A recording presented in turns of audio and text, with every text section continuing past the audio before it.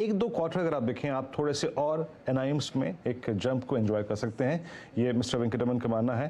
लक्ष्मी, एक और चीज़ मैं आपसे पूछना चाहूँगा कि लास्ट कुछ सेशंस में जिस प्रकार का रुपये का बिहेवियर रहा, और हमने काफ़ी अपने फॉरेक्स जो रिजर्व्स हैं एग्जॉस्ट भी किए हैं उसके लिए, स्पेशली लास्ट 2-3 डेज बिहेवियर।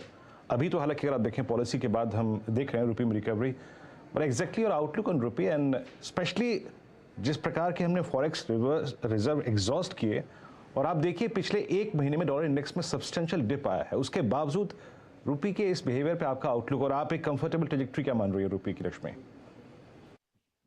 देखिए, रुपया काफी हद तक मजबूती का दौर तय कर चुका है अन्य सारी करेंसीज के मुकाबले में। हालांकि डॉलर के वहां पे तो थोड़ी नमी दिखाई दी है।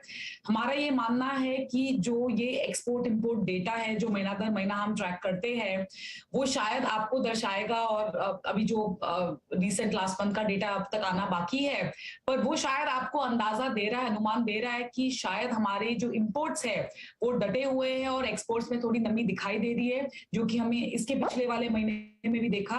तो बहुत नियर टर्म में शायद हम रुपये में थोड़ा दबाव देख सकते हैं।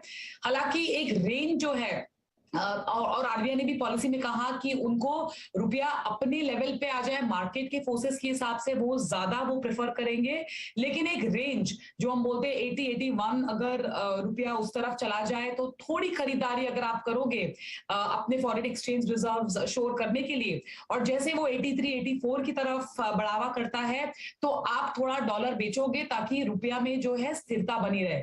तो हमें लगता है नियर टू मीडियम टर्म में ये ट्रेड रेंज रह सकता है, और यहां से अगर ग्लोबल परिस्थिति बहुत ही खराब हो गई तो हम शायद एक डिफरेंट आउटकम देख सकते हैं, पर for bulk of the period I think ये रेंज हम मान के चल सकते हैं। सुनील सर, बाजार को क्या पॉलिसी कब अच्छी लगी? क्या एकदम रेड में आ गया? जब स्पीच चल रही थी तो एकदम ग्रीन ग्रीन ग्रीन था, अब वो रेड में आ गया, ऐसा क्यों किया इसने? क्योंकि जो डेटा वो पेश कर रहे थे बहुत पॉजिटिव था, मगर उनकी स्पीच थी बहुत अनसर्टन थी।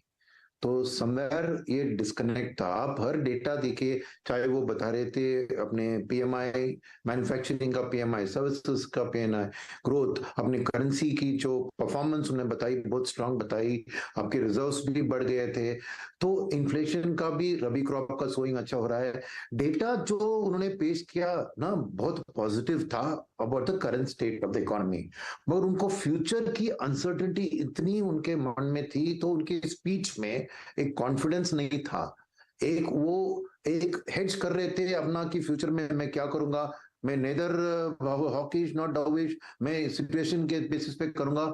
तो मार्केट में ये डर आ गया कि ये डेटा जो आ रहा है और इनकी बात में जो डिस्कनेक्ट है, तो शायद और रेट हाइक्स आएंगी फ्यूचर में ग्रोथ को डाउन करने के लिए। और इन्फ्लेशन का उन्होंने बताया कि फूड का सोइंग अच्छा है, ऑयल की दाम गिर रही है, मगर वो दोनों को हटा के कोर इन्फ्लेशन घट नहीं रही है, इसके ऊपर उन्होंने कंसर्न पेश किया। तो मेरी उनकी स्पीच में ना बहुत एक क्या, मैं लैक ऑफ कॉन्फिडेंस नहीं कहूंगा, मगर एक क्लैरिटी अबाउट द फ्यूचर वो नहीं दे पा रहे थे। और मार्केट ऑलवेज फ्यूचर आउटलुक को देखती है, और जब वो नहीं मिलती है मार्केट को, तो सभी डेटा डिपेंडेंट है, तो मार्केट क्या रिएक्ट कर सकता है। तो मार्केट में ये एक अनसर्टेनिटी जो आरबीआई गवर्नर की स्पीच में आ रही थी, वो मार्केट में दिख रही है। वही मेरी राय है इस बार।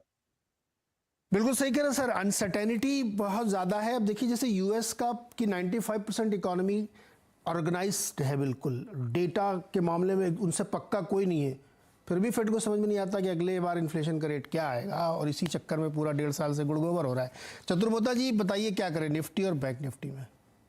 जी, तो नीरज जी बिल्कुल, देखिए जो अनसर्टेनिटी हमने अभी हमें सुनने में आई, वो वही कहीं ना कहीं मार्केट में भी रिफ्लेक्ट हो रही है। मार्केट ने ऊपर से नीचे का एक डिप जो दिखाया है, वहां मुझे लगता है कि ये डिप शायद और गहरा सकता है। 18,550 18,500 जो बाजार के लिए बहुत ही एक अहम सपोर्ट के तौर पर देखे जा रहे हैं, मुझे लगता है वहां तक एक बार आपको बाजार जाता हुआ नजर आ सकता है। तो मेरे हिसाब से overall long term structure positive है, बट एक इमीडिएट शॉर्ट टर्म में मुझे लगता है 18,550 18,500 की ट्रेजेक्ट्री निफ्टी के अंदर में देखने को नजर आ सकती है। और इसी तरह का ट्रेंड निफ्टी बैंक में देखने को नजर आ रहा है, जहां मेरा मानना है कि 500 तक के लेवल आपको स्पॉट बेसिस पर निफ्टी बैंक में देखने को नजर आ सकते हैं। तो ये दोनों में थोड़ी मुझे लगता है प्रॉफिट बुकिंग शुरू हुई है और ये प्रॉफिट बुकिंग थोड़ी एक्सटेंड होती हुई नजर आ रही है। थोड़ी प्रॉफिट बुकिंग होगी 42,500 और 18,500 के आसपास कहीं पे आपको ये सपोर्ट मिल सकता है। मार्केट की स्थिति इस समय ये है कि चारों इंडेक्स रेड में ट्रेड कर रहे हैं। चलिए, आप सभी मेहमानों का बहुत बहुत शुक्रिया हमारे साथ जुड़ने के लिए और क्रेडिट पॉलिसी हमारे लिए डिकोड करने के लिए कि इसका मतलब कैसे समझा जाए, बाजार के लिए भी क्या होगा। एक छोटा सा ब्रेक लेंगे, ब्रेक के बाद खिलाड़ी नंबर 1 दीपाली के साथ।